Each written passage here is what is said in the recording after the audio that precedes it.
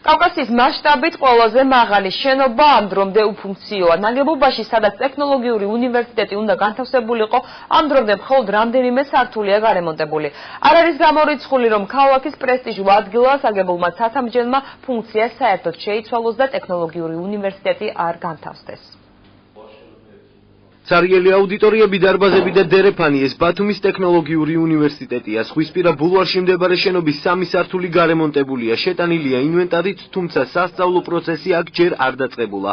შენობის მფლობელი კომპანიის ბათუმი ტაუერის დირექტორი სატელეფონო საუბარში აცხადებს, რომ სამუშაოები უახლოეს პერიოდში დასრულდება, თუმცა განთავსდება თუ არა შენობაში ტექნოლოგიური უნივერსიტეტი ამაზე პასუხი არ აქვს.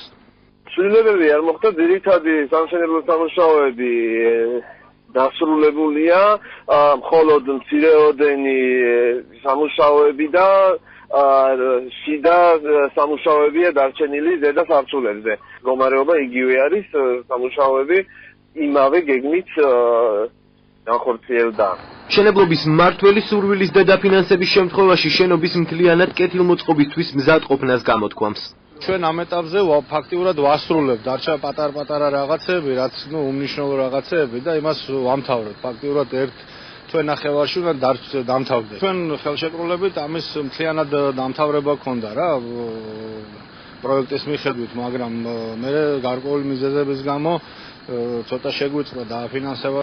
ჩვენ ახლა ბათუმის ტექნოლოგიური უნივერსიტეტის 27 სართულზე ვიმყოფებით, ზუსტად იმ ადგილას, სადაც ეშმაკის ბორბალია განთავსებული. ტექნოლოგიურ უნივერსიტეტს საქართველოს პრეზიდენტი არა მხოლოდ საქართველოში, არამედ მთელს კავკასიაში ერთ-ერთ ყველაზე წარმატებულ პროექტად აფასებდა.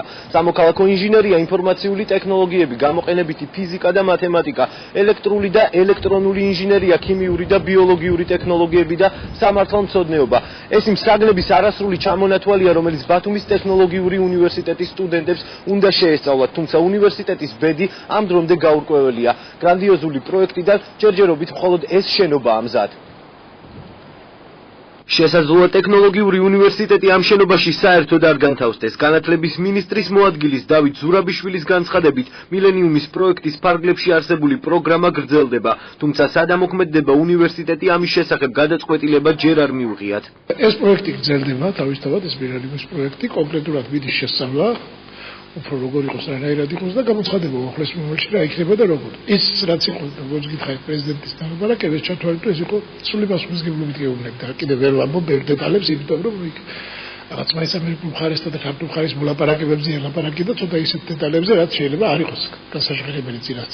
მაგრამ აბსოლუტურად თამამად იმას, რომ რეალობასთან და სინამდვილესთან იმას ძალიან ნაკლები კავშირი ჰქონდა.